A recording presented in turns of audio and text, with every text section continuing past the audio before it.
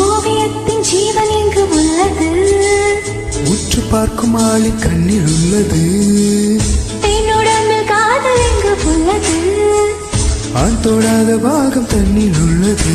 நீ வரைய தெரிது கவிதை கவிஞர், பெண் வசியம் தெரிது ஒரு கவிதை கவிஞர். மேகத்தையே மாற்றி மண் சேரும் மழை போல மடியோடு விழுந்தாயே வா.